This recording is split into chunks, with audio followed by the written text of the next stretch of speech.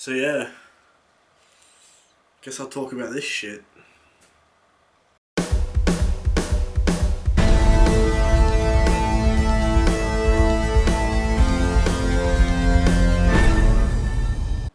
Hey guys, what's going on? Unfortunately, I have not seen Planet of the Apes just yet. I am planning on doing it very, very soon. My girlfriend's been away. She would absolutely kill me if I saw it without her. So, blame her. Anyway, today we're going to start something new, something fresh, something that I like to call Failure Fridays.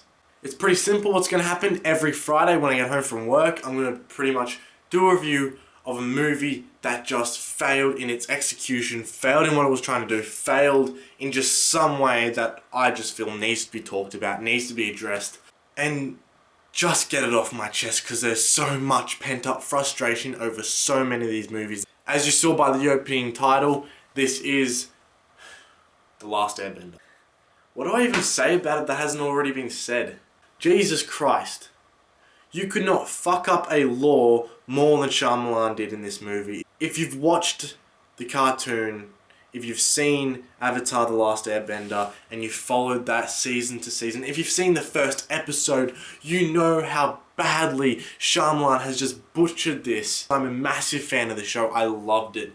I didn't watch it as a kid, but I did watch it when I got older.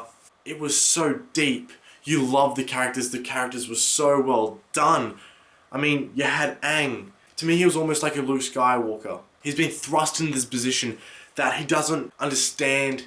He realizes that he's got to step up, he's got to do what he needs to do, and he's got to fulfill his destiny, and he's got to grow at times. But the fact is, he's not like Anakin Skywalker. Aang's prophesized to save the world, but he's not like Anakin Skywalker, who just bitches around everywhere. He's not that. He makes mistakes, he fails, he learns from his fails, and it is so refreshing to see a character like that in a TV show like this. And the supporting characters are just fabulous. They're just so likable. You got Katara. She's this strong, independent person who's like a motherly figure, and you just love seeing her grow as well with Aang and with everyone, and you see that relationship develop. You got Zuko, who is just such a great villain, but you love him for it. You just see him and you're like, this guy commands a presence, but this guy has something to prove, and he's got to do what he's got to do, even though it's not what he wants. He has morals, he has ethics, he knows what he wants to do, but he understands what he's got to do, and he's got to choose the bigger situation, and in the end he does, and it's so good to see him grow. Then you got Sokka. He just changes so much over time, and you love seeing his change. He goes from, you know, this comedy character to this guy who's just leader. And the characters is one of the main reasons it is so hard to watch The Last Airbender, directed by M. Night Shyamalan. Nobody thinks this movie is good, but I still think it needs to be touched on because the show is so misrepresented in its characters. They can't even get the names right. One of the main gripes that I have about the film is the fact that it does not portray the characters perfectly at all. They change completely. Sokka turns from this fun-loving, comedy-driven person, turns him into this, I followed the markings. I did everything right. This is wrong. I should be right. The Fire Nation have attacked everyone. Am I showing enough emotion to portray how serious a situation this is? They prey on the weakest towns and villages. Do you get it? The acting all round is just so bland and unemotional, and you just cannot connect to anyone because they've got no human aspects to them. They're just robots. They don't put you in the situation, they don't put you in the world. They just let it all take you by and just go, that was the Last Airbender movie. Hope you enjoyed it. Now, I know I have to touch on this. The actual bending.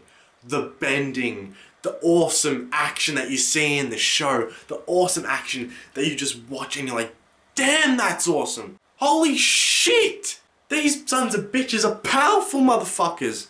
Do you get that in the movie? No, you don't. Let's take an example from the first season and the movie, right? Aang, because I will not call him Ung. It's Aang. Aang, Katara, and Sokka, they go to free a bunch of earthbenders. In the show, the earthbenders are in a steel ship somewhere that they cannot earthbend, and that is what has demoralized their spirit. That is why they are so down. That's why they are so unwilling to fight. They have something really big to lose because they're up against a fight against the Fire Nation, who absolutely has dominance over them. There is something there to lose. There is some heart there. You give a shit about them. You actually care about the situation because you go, damn, I don't know how they're going to get out of this without losing a couple people. I don't know how they're going to get out of this without having some casualties. And it's really hard to see. And when they do get out of it, you go, fuck yes. That's how you do it, Earthbenders. But in the movie, he goes to liberate. He goes to free these Earthbenders.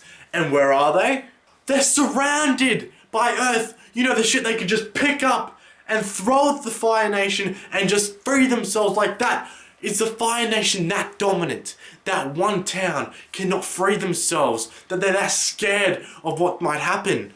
Are you serious? If the Fire Nation comes and you're surrounded by Earth, you should be able to pick those pricks up and throw them as far as you can with your Earthbending. In the show, an Earthbender can blow up a fucking tank.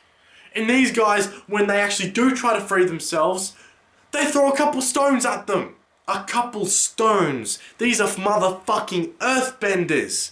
They can bend the earth. What this scene clearly demonstrates is the fact that M. Night Shyamalan has no imagination. He's given all this source material, all this to work with, but he cannot use anything. He does not have an imagination. And he's like,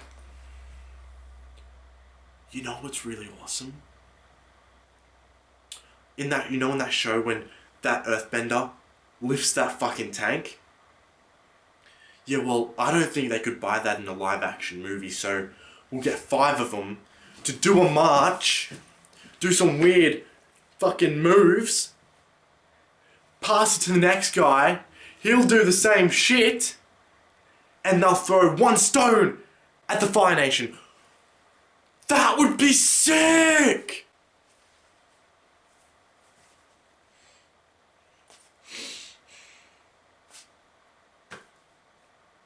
No.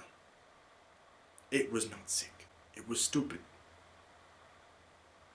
It was stupid. And that is the extent of his imagination. That is the extent of what he can portray with these amazing abilities that these people have. It is a damn shame. The fact that he doesn't take full advantage of the situation he's put in. The fact that he doesn't take full advantage of the law that he's given. I know it was never going to be perfect. I mean, they're trying to fit a full season into a 90-minute movie. But the fact that you've got this full season, it shouldn't have been 90 minutes. It could have been put in the hands of a really good director who could make all these characters relevant, who could show all their personality from the show in a 2-hour movie. I'd love to see a really good 2-hour movie live action representation of Avatar: The Last Airbender. I will give one person props, and that was Zuko. In the film, he really did seem like someone who had fallen from grace and who was really trying to work back up and really try to prove himself, even though he didn't want to. He really didn't want to be that guy, but he knew he had to be. And I think that was portrayed to somewhat an extent, and you could see that in the performance that was given, at least as a positive. But the rest of the film just falls flat in what it is trying to achieve. It just falls flat in what it can achieve. It just falls flat in every single way imaginable. The bending is not impressive. The acting is terrible. The characters you don't care about. The choppy editing that's just splicing these sequences together is just awful. And this movie just pisses me off a lot.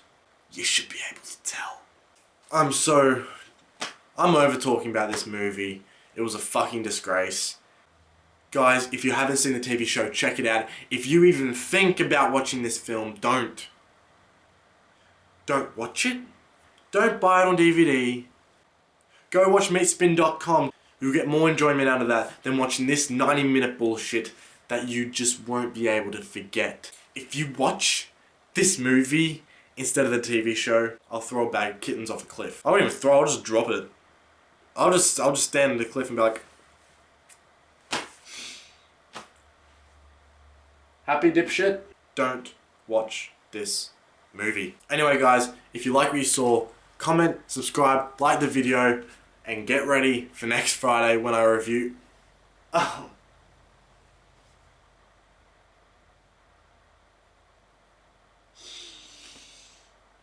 I'll see you guys next time.